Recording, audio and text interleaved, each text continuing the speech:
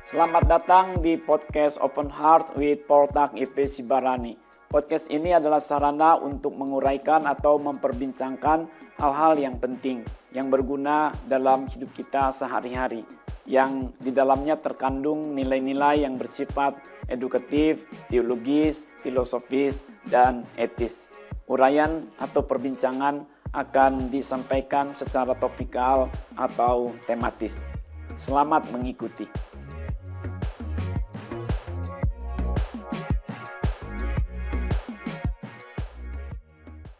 Tema perbincangan kita pada edisi ini adalah seputar pandai bersyukur. Pandai bersyukur. Untuk memperbincangkannya sudah hadir dua kawan kita. Yang pertama adalah Bapak Iman Kurniadi. Apa kabar Bapak Iman? Baik Pak. Syukur ya. Lalu Ibu Rohana. Apa kabar Ibu Rohana? Baik Pak, terima kasih. Syukur juga ya. Terima kasih Bapak dan Ibu kembali boleh meluangkan waktu berbincang dengan saya pada edisi ini dalam rangka membahas ya atau ngobrolin seputar pandai bersyukur. Satu tema yang sebenarnya umum juga sederhana, tetapi tetap relevan bagi kita umat Tuhan. Apalagi mengingat sekarang ini kita dalam suasana akhir tahun.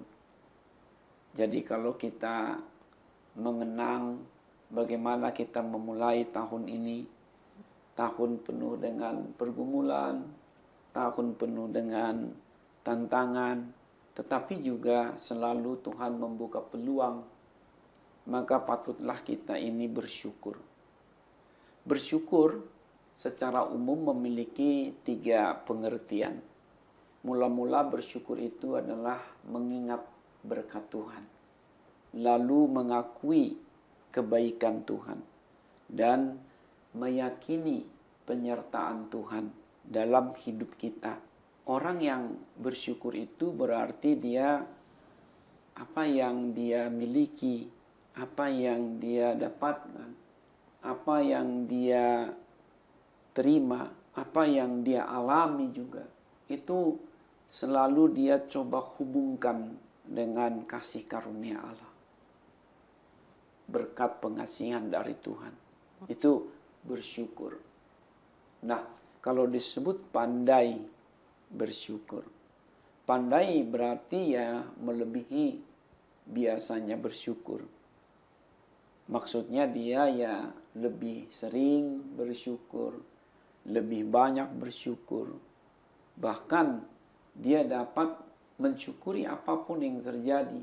Yang kata orang itu tidak enak dialami, tapi tetap saja bagi dia sesuatu yang demikian dia anggap Tuhan turut bekerja di dalamnya. Jadi pandai bersyukur ini adalah senantiasa bersyukur, menunjuk kepada segala waktu. Kapan saja begitu, dia itu bersyukur senantiasa atas semua hal. Apakah orang yang pandai bersyukur itu sangat terkait dengan pola pikirannya? Maksudnya ketika orang berpikir positif, dia akan lebih mudah atau bisa dikatakan lebih pandai untuk bersyukur. Sedangkan orang yang memiliki pemikiran yang negatif, sesuatu seakan-akan kurang dan ada ketidakpuasan, itu membuat orang sulit untuk bersyukur seperti itu. Jadi apakah ada kaitannya dengan pola pikir? Antara pemikiran dengan perasaan itu kan seiring sejalan akhirnya, saling terkonfirmasi. Apa yang dia alami, apa yang dia lihat. Ketika dia memiliki persepsi cenderung atau lebih condong ke yang negatif, ya tentulah nanti tidak ada ucapan syukur. Yang ada adalah sebaliknya bersungut-sungut. Atau dia itu memiliki persepsi yang negatif soal masa depan, dia akan dilanda oleh kekhawatiran, dilanda oleh ketakutan. dia bingung, maka tentu tidak ada ucapan syukur. Jadi betul bahwa pemikiran yang negatif atau pola pikir yang negatif tidak akan mendukung ucapan syukur. Karena kan apa yang ada dalam relung hati dan benak pikiran kita, itu yang akan kita ucapkan atau ekspresikan. Kalau kita ini tadi pikirannya negatif, perasaannya buruk atau pahit, ya tentulah tidak akan ada tampilan-tampilan suara-suara yang baik sebagai ucapan syukur itu. Ketika Bapak tadi menjelaskan soal atau maksud dari bersyukur itu, ketiga hal yang sangat berkaitan dengan Tuhan, berarti itu juga kembali lagi pemikiran atau pemahaman seseorang terhadap Tuhan atau tentang Tuhan itu juga sangat mempengaruhi apakah dia pandai bersyukur atau tidak. Karena berpikir kalau dia berpikir Tuhan itu dalam kondisi atau perkara apapun, Tuhan itu baik. Segala sesuatu yang terjadi sekalipun kesusahan atau penderitaan, ada maksud Tuhan yang baik di dalamnya. Jadi dengan kata lain itu pun ya bukan pola pikir katakan negatif positif saja, tetapi bagaimana dia memahami tentang Tuhan itu pun sangat mempengaruhi bagaimana dia bersyukur.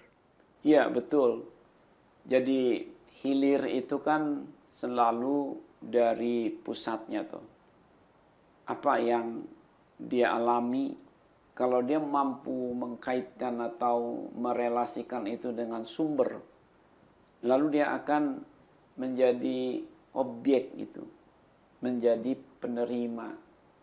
Maka dia akan bersyukur hidupnya oleh Tuhan, keberadaannya oleh Tuhan, semua yang dia punya oleh Tuhan. Dia mampu melihat sejarah hidupnya dia, dari mana dia berasal, siapa yang mengadakannya, juga siapa yang menjaganya.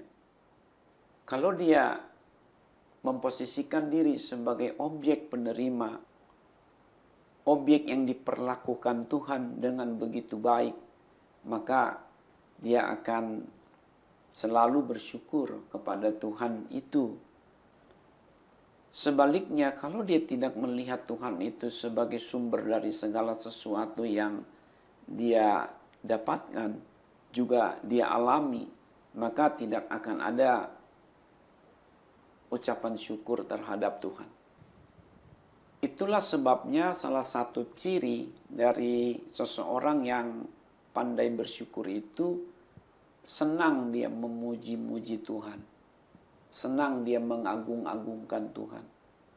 Dia sering berkata puji Tuhan, haleluya, terima kasih Tuhan, semua karena Tuhan, berkat Tuhan, kasih karunia Tuhan.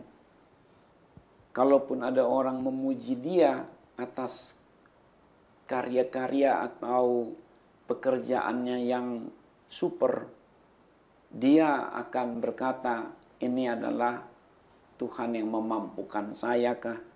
Ini adalah karena Tuhan yang beri kesempatan kepada saya kah? Semua direlasikannya dengan Tuhan punya kebaikan, punya berkat dalam hidupnya. Maka orang yang pandai bersyukur itu, dia akan sering kita temukan di tempat ibadah dengan niat yang baik untuk beribadah. Dia akan banyak atau lebih banyak menggunakan waktunya untuk tadi memuji Tuhan, lalu berdoa, merenungkan firman, bahkan bersaksi kepada sesamanya atas apa yang telah dialaminya. Karena dia sudah pandai bersyukur. Apakah pandai bersyukur ini berkaitan dengan kesetiaan seseorang kepada Tuhan, Pak? Semakin dia setia berarti semakin dia pandai bersyukur, begitu. Ya, dari sudut itu juga benar.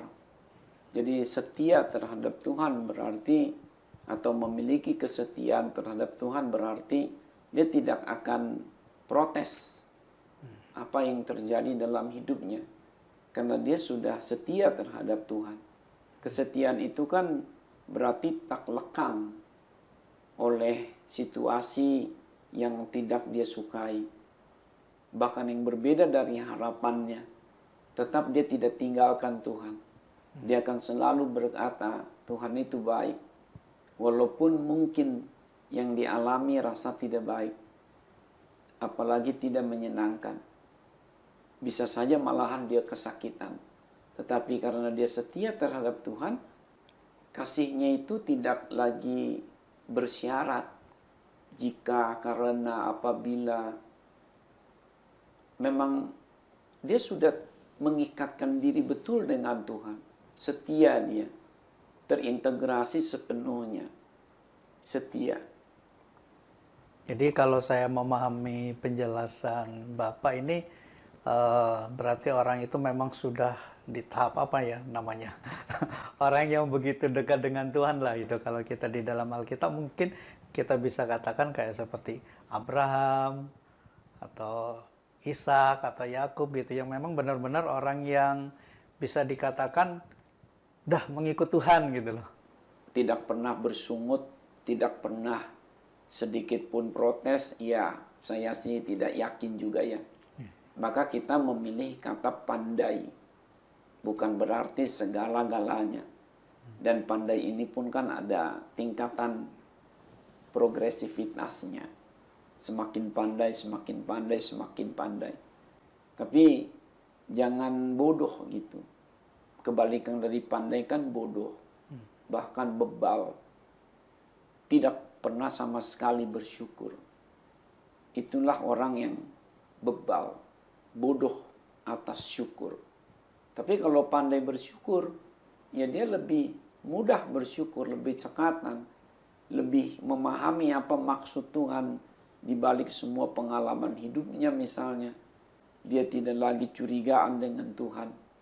Tokoh mana ya yang pandai bersyukur? Sekali lagi, tidaklah ada yang namanya sempurna. Abraham kah, Ishak, Yakub. Kalau Bapak sebut tadi nama-nama terhormat itu, ya pastilah mereka itu sekali lagi tidak sempurna. Tetapi mereka boleh juga disebut sebagai orang yang pandai bersyukur. Paling tidak dua yang pertama, yakni Abraham dan Ishak. Kalau Yakub ini ya kita tahu, pribadi Yakub ini kadang-kadang kan suka labil.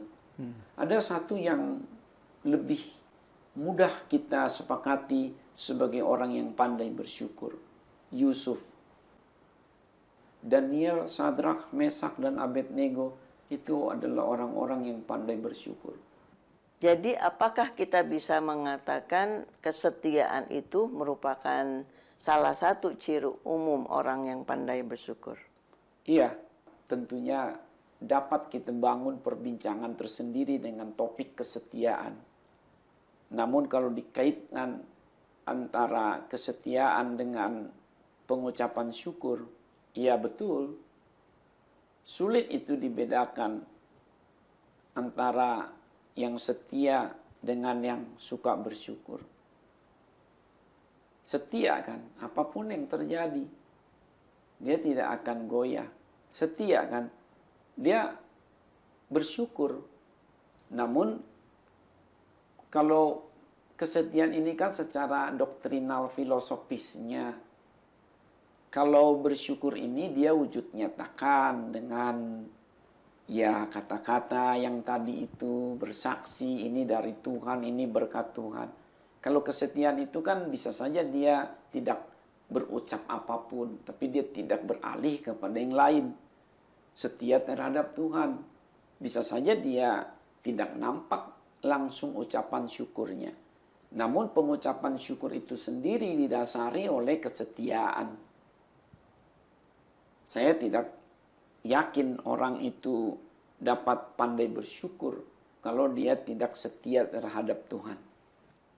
Supaya kita bisa melihat, katakanlah, atau memiliki suatu gambaran, inilah orang yang pandai bersyukur, Kira-kira ciri-ciri umum yang lainnya apa, Pak? Bicara pandai dalam satu bidang tertentu. Katakanlah pandai dalam fisika atau matematika. Student, pelajar yang pandai dalam fisika atau matematika, dia akan mampu bahkan cepat sekali mengerjakan soal-soal yang diberikan padanya seputar fisika atau matematika itu. Bagi orang lain sulit menjawabnya. Tetapi bagi dia yang pandai, mudah atau lebih mudah mengerjakannya. Begitu pula lah dengan pandai bersyukur ini. Bagaimana kita dapat menakar kepandaian seseorang dalam bersyukur ketika orang lain sulit mengerjakannya, tetapi dia mampu bahkan cepat sekali mensyukurinya. Dalam hal ini bersyukur tadi, berarti dialah orang yang pandai bersyukur. Bukan sekedar bersyukur. Bersyukur itu semua kita pastilah pernah bersyukur. Siapa bilang kita tidak pernah bersyukur? Kita pernah bersyukur, banyak juga kita bersyukur. Tetapi tidak lantas karena kita pernah bersyukur, banyak bersyukur, sudah pandai bersyukur disebut. Pandai bersyukur lebih dari biasa orang bersyukur. Senantiasa bersyukur. Selalu bersyukur. Dalam hal apapun dia dapat syukuri. Waktu dia senang, dia bersyukur. Waktu dia susah, dia bersyukur. Ketika dia sehat, dia bersyukur. Waktu dia sakit, dia bersyukur. Miskin, makmur. Makmur dululah, baru miskin. Dia bersyukur. Pandai dia bersyukur. Apa soal-soal yang diberikan padanya, dia dapat kerjakan tadi. Pandai dia di dalam bidangnya. Orang lain kelimpungan, kesulitan sekali. Tapi dia dengan mudah dapat tadi mengerjakannya. Pandai.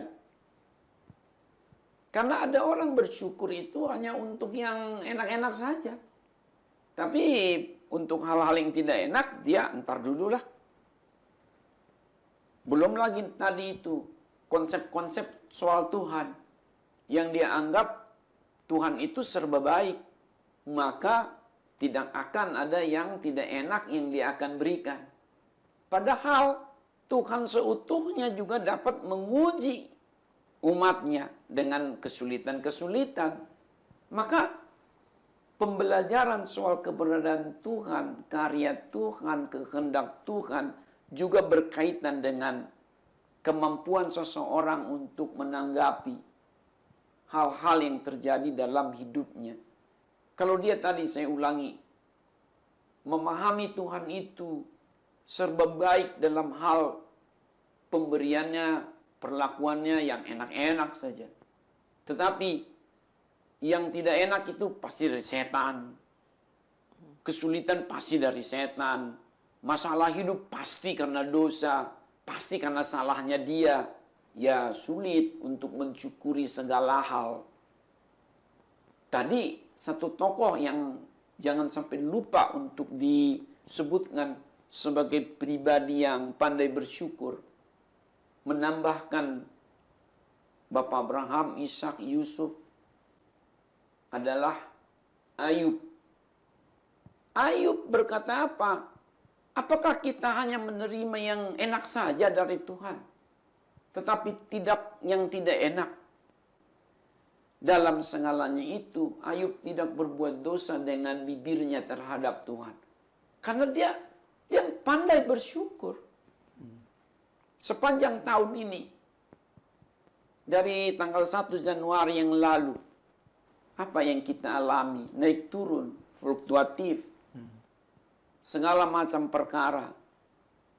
Tentunya kita pernah sakit di sepanjang tahun ini. Tentunya kita pernah susah, pernah ada kegagalan tertentu. Pernah kita ini macet di sana sini, proyek itu nggak jadi. Juga ada kalanya kita salah, sesat, merugikan orang lain. Apa yang harus kita tanggapi atas ini semua?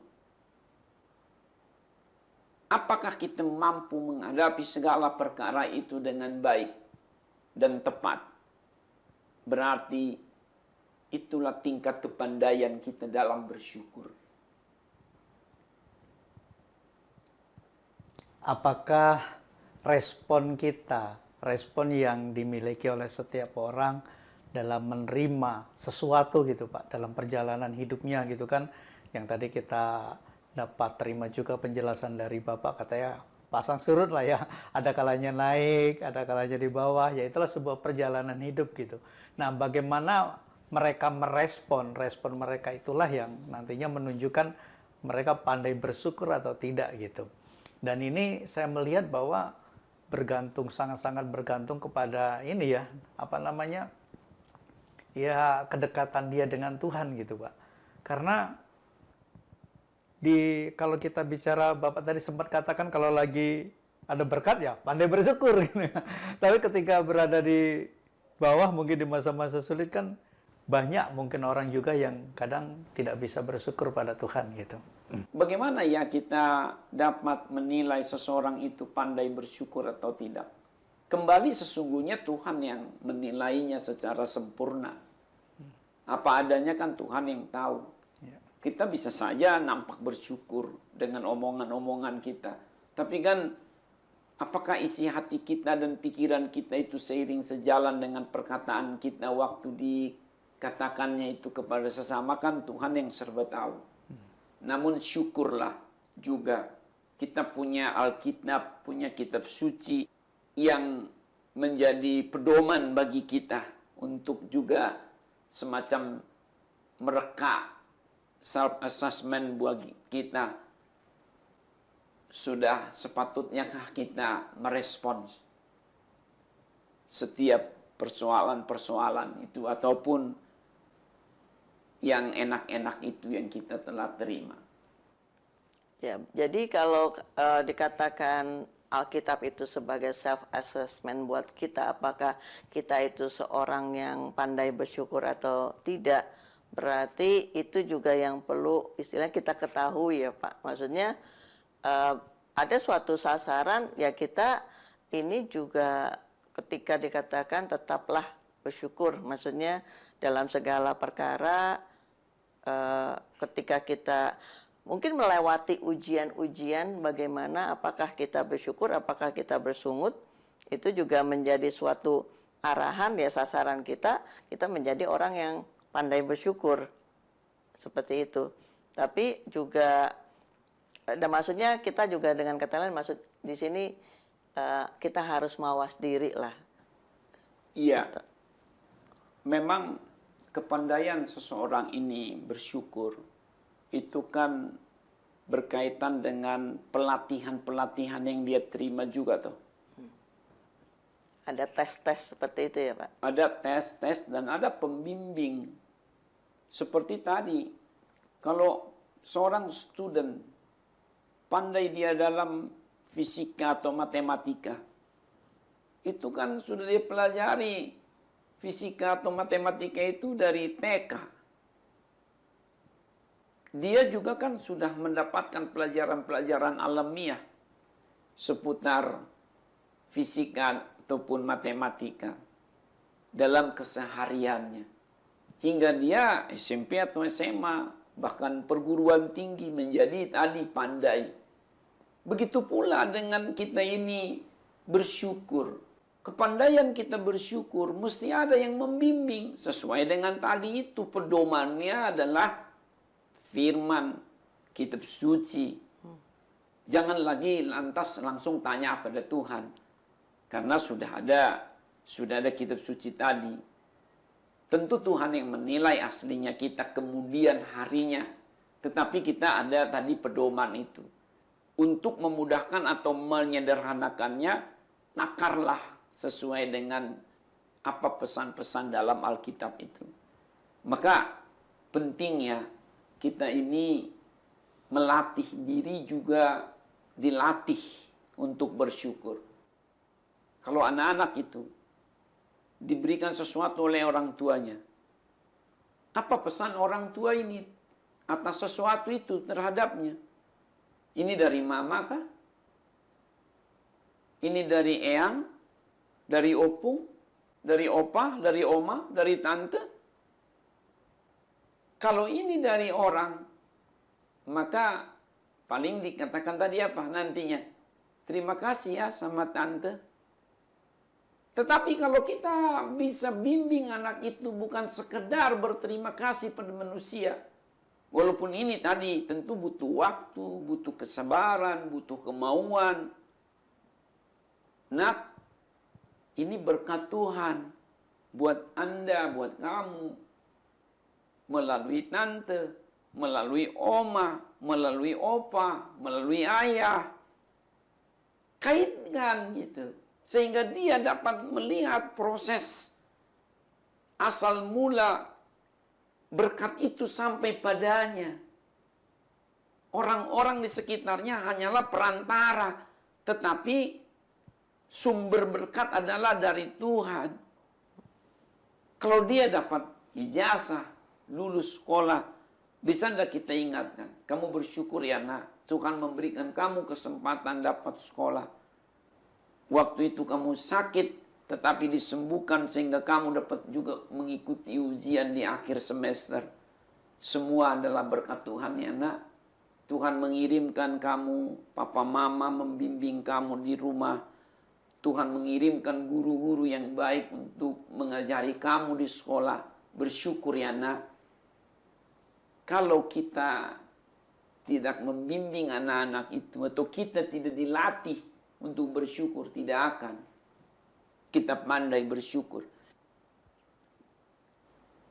Kita juga akan pandai bersyukur jika kita tidak salah tadi konsep cakupan untuk disyukuri dari Tuhan.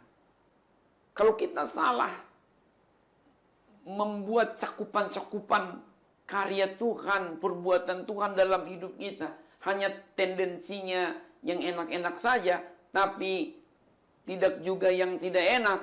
Cakupannya kita salah, memetakannya, memahaminya, kita tidak akan pandai bersyukur. Jadi ada tantangan memang bagi seseorang itu untuk pandai atau tidak pandai bersyukur pada akhirnya. Lingkungan juga mempengaruhi. Kalau dia tinggal pada lingkungan atau komunitas, apalagi keluarganya sendiri, adalah pihak-pihak yang bersungut-sungut, marah-marah, tidak bersyukur kepada Tuhan atas apa yang mereka alami, ya dia atau kita yang di dalam lingkungan komunitas, apalagi keluarga yang demikian itu, juga ya terikut-ikut kita jadinya. Bodoh jadinya kita dalam bersyukur. Maka perlulah ada orang ya yang selalu mengingatkan kita atas asal-usul kita. Dari mana kita ini berasal? Siapa yang menjadikan kita? Daud itu mampu dia, kalau kita sebutkan Daud sebagai nama tambahan tadi, sebagai pribadi yang pandai bersyukur. Daud, dia berkata apa? Kejadianku dahsyat dan ajaib. Tuhan yang menenun aku dalam kandungan ibuku. Mazmur 139 ayat 13, 14, 15. Maka dia tidak takut menjalani hidupnya. Yehova rohi katanya. Tuhan gembalaku. Bahkan di hadapan musuh pun pialaku penuh melimpah. Ia membimbing aku ke mata air yang tenang, ke padang rumput yang hijau. Sekalipun aku berjalan dalam lembah kekelaman, aku tidak takut bahaya. Yehova rohi, Tuhan gembalaku. Penting sekali keluarga yang mendukung dan membimbing seorang anak ya Pak, sehingga memang dia nanti bertumbuh dengan memiliki pengenalan yang benar tentang Allah. Dengan demikian mereka bisa bersyukur, mereka bisa memiliki sebuah pemahaman yang benar gitu. Karena ini kan tidak muncul secara tiba-tiba Pak, melalui sebuah proses yang panjang. Apakah begitu Pak? Betul sekali. Contohlah soal tadi Bapak sebutkan anak, keberadaan anak itu, postur tubuh misalnya. Aduh, kenapa aku tidak seperti tetanggaku itu ya? Rambutnya, badannya, tinggi badannya, matanya, raut mukanya. Kadang-kadang anak ini suka membandingkan dirinya dengan temannya, tetangganya. Atau dengan seseorang yang kelihatannya ya good looking gitu ya, secara tampilan umum. Apalagi maaf, kalau dia itu adalah orang yang berkebutuhan khusus. Ya kakinya lah begini, tangannya lah begitu, wajahnya lah, raut mukanya begitu lagi. Bagaimana ini untuk mengajar anak yang demikian bersyukur? Maka kita harus menghadirkan firman di dalam penjelasan-penjelasan itu. Misalnya, kita ini diciptakan Tuhan, semua ada maksudnya. Semua ada baiknya. Hidup ini bukan hanya masalah jasmania, tetapi juga rohania. Di dunia ini kita fisiknya sementara, tetapi roh kita nanti akan ada dalam kekekalan. Walaupun kita ini sepertinya ada organ tubuh tertentu yang kurang, tetapi pastilah Tuhan memberikan kelebihan di bagian lain. Coba saja dijelaskan seperti itu, bahwa Tuhan tidak pernah mengutuki seorang pun yang lahir. Tuhan mengasihi semua anak yang bagaimanapun. Tunjukkanlah di dalam Alkitab bagaimana Tuhan mengasihi orang-orang terlantar, yatim piatu, ibu-ibu janda, orang-orang yang berkesusahan. Bagaimana Tuhan mengasihi Lazarus yang lahirnya itu kesakitan. Bagaimana Tuhan mengasihi Yabes yang lahirnya juga kesakitan, ada cacatnya. Orang-orang seperti ini harus kita ajari firman Tuhan padanya, sehingga dia memiliki persepsi, pandangan, pemahaman yang utuh tentang Tuhan. Dan hidupnya itu, walaupun dia bandingkan dengan orang lain, tapi dia tidak salah di dalam menilai. Sehingga dia bisa berkata apa? Walaupun aku tidak seperti tetanggaku itu, tidak seperti temanku itu, tetapi aku tetap disayang Tuhan. Apalagi kalau dia bisa rasakan itu juga dekapan dari ayah ibunya, pegangan tangan yang kuat dari kakak adik di sekitarnya. Makin bersyukurlah dia, makin mampulah dia bersyukur. Dia akan berkata apa? Walaupun tetapi, walaupun yang negatif, tetapi yang positif. Jangan sebaliknya. Walaupun positif, tetapi negatif. Itu berakhir pada keburukan. Pak Potak, kalau kita memiliki perspektif yang benar tentang Allah dan juga kita memiliki pola pikir yang positif dalam segala situasi atau perkara, sepertinya banyak sekali yang kita dapat syukuri. Bukan saja banyak ya Ibu, tetapi ya seluruhnya seharusnya kita jadikan sebagai item pengucapan syukur atau untuk disyukuri. Kembali perihal 1 tahun ini, dari tanggal 1 Januari yang lalu, apa yang terjadi? Baik yang kelihatan maupun yang tidak kelihatan oleh kita, jasmaniah maupun rohaniah, yang berkaitan langsung dengan hidup kita pribadi maupun yang secara tidak langsung, yang terjadi di masyarakat, terjadi di pemerintahan. Semua bulan demi bulan, 12 bulan, persoalan-persoalan ekonomi, persoalan-persoalan politik, kenegaraan, persoalan-persoalan keuangan, sakit penyakit yang melanda masyarakat. Apakah kita ini percaya Tuhan itu turut bekerja di dalamnya? Itu yang akan memperluas pengucapan syukur kita jadi meluas. Ya, jadi sebenarnya itulah ya pada akhir tahun bukan berarti kita tidak boleh liburan atau kebersamaan dengan keluarga atau hal yang lainnya, tetapi kita juga harus mengambil waktu untuk bisa katakan kontemplasi atau bagaimana penyertaan Tuhan di dalam satu tahun itu. Ya tentunya ya kita kehidupannya ya bukannya jalan tol semua lancar semua, pastilah ada hal-hal yang istilahnya bumpy road seperti itu yang goncang-goncang, tetapi sekalipun ada kesusahan atau pergumulan ya dalam berbagai hal lah, mungkin juga kondisi kita sakit ya dalam sepanjang tahun ini, tapi kita dapat menyaksikan bahwa ternyata dalam hal apapun juga Tuhan itu ada menyertai kita dan itu patut disyukuri. Betul. Kalau tadi dikatakan kumpul dengan keluarga di akhir tahun, itu harus kita dukung. Tetapi berkumpul untuk ngapain gitu? Berkumpullah utamanya sebagai bersaksi satu sama lain atas kasih karunia Tuhan yang kita alami. Ceritalah, ngobrolin apa kebaikan Tuhan, apa yang kita hadapi. Kita sudah terbebas dari ini atau kita masih dalam suasana duka kah, masih dalam suasana kesulitan, tapi kita tetap saling mengingatkan satu sama lain bahwa Tuhan tetap bersama dengan kita.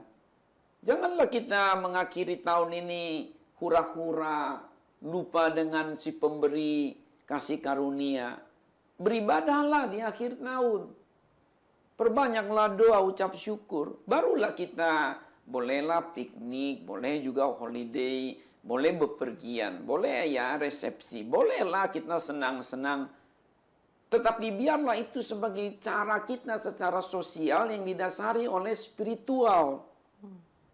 Wujud nyatakanlah kebahagiaan, sukacita kita itu didasari tadi oleh pengucapan syukur kepada Tuhan. Dan di dalam Alkitab itu memang demikian. Kalau kamu sudah diberkati oleh Tuhan Allahmu, berikanlah itu kepada sesamamu, ajaklah suamimu, istrimu, anak-anakmu, orang tuamu. Berbagilah juga kepada bisa jadi orang-orang di sekitarmu belum atau tidak seberuntung dirimu tahun itu atau hari itu. Berbagilah kepada para janda, para yatim, para piatu, orang-orang yang berkesusahan, orang-orang yang berkemalangan, yang terkena bencana, hamba-hamba Tuhan dalam perjanjian lama kaum Lewi. Bawalah persembahan syukur ke rumah Tuhan, supaya rumah Tuhan juga penuh dengan makanan. Bersyukur dengan cara yang benar. Ceritakan sebagai pemicunya, bukanlah catatan kita, jadwal kerja kita, 1 tahun ini apakah yang terjadi. Lalu boleh juga lihatlah pertambahan keuangan kah, pertambahan modal, pertambahan barang, benda-benda di rumah kita, di tempat kita. Janganlah lupa itu berkat Tuhan. Hitunglah berkat Tuhan itu. Seperti Daud katakan bahwa kalau aku menghitung kebaikan Tuhan, tidak sanggup aku melakukannya. Karena begitu banyaknya. Sebab bukan hanya jasmaniah, kebendaan atau barang-barang saja berkat Tuhan itu. Suasana, sehat, selamat. Bukan main loh. Bagaimana kita dapat kesempatan dari Tuhan melalui masyarakat. Kita diberi kedudukan, pangkat, jabatan. Kita tambah pengetahuan, bahkan hikmat dari Tuhan. Kita dapat melayani, menjadi majelis gereja, pengurus kebaktian, menjadi apa itu aktivis di tempat ibadah, bahkan dapat berkhotbah, memberitakan firman, dapat karunia-karunia rohani, karunia-karunia Roh Kudus, membantu sesama. Wow. Syukurilah itu semua, berterima kasihlah untuk komunitas, untuk keluarga, untuk lingkungan, untuk republik ini. Coba, republik ini. Haruslah kita selain doakan supaya survive, tetapi juga harus kita syukuri karena survive. Kita akan kesulitan mencantumkan jumlah item untuk kita syukuri karena sangat banyaknya. Bukan kesulitan menyebutkannya karena terlalu sedikit, tetapi kesulitan untuk mencantumkan semuanya karena terlalu banyak. Saking banyaknya. Belum lagi pengampunan. Berapa kali kita salah, berapa kali kita sesat, berapa kali kita berdosa. Tapi Tuhan kok mau mengampuni kita. Bukan main. Sejauh timur dari barat, sejauh bumi dari langit, Tuhan melupakan segala dosa kita, bahkan ditaruhnya itu di tubir laut. Kita disembuhkan berulang-ulang kali. Sudah mau mati bahkan, tapi kok bisa hidup lagi besoknya. Berapa kali kita ini sudah istilahnya nyawa udah di tenggorokan lah gitu mau keluar. Tapi Tuhan berikan lagi kesempatan untuk melanjutkan hidup di bumi. Sakit betul, tapi Tuhan berikan pereda. Kita dapat tidur lagi, bangun lagi, tidur lagi, bangun lagi. Terpujilah Tuhan, bukan main, kasih karunia. Orang menghina kita, tapi Tuhan buat kita bangga dari hal lain. Tuhan buka jalan di sana, walaupun di sini ditutup. Anugerah, bukan main. Syukuri semuanya, syukuri. Jangan bersungut-sungut di akhir tahun ini. Buka catatan, bandingkan. Wow, 1 tahun lagi kita bisa lewat, semua karena kasih karunia. Pantaslah Tuhan berkata, kekhawatiran tidak menambahkan sehasta saya pun pada jalan-jalan hidup kita. Jangan kamu khawatir akan hari esok. Karena setiap hari punya kesusahannya sendiri. Dan setiap kesusahan itu selalu ada jalan keluar lagi dari Tuhan. Pencobaan yang kamu alami tidak akan melebihi kekuatanmu. Terima kasih ya Bapak Iman dan Ibu Rohana. Tentu tidak ada perbincangan yang sempurna yang dapat kita sajikan. Tetapi paling tidak kita sudah ambil bagianlah secara ringkas dan sederhana untuk mengajak kawan-kawan kita semua lebih lagi banyak bersyukur yang membuat kita menjadi semakin pandai bersyukur. Demikian perbincangan ini akan kita akhiri. Apabila Anda ingin mengenal kami lebih lanjut, silahkan klik sendiri deskripsi atau keterangan seputar lembaga pelayanan kami.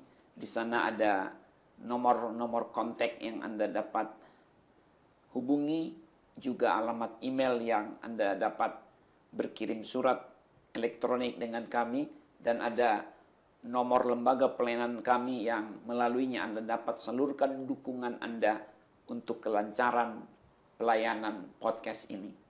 Terima kasih.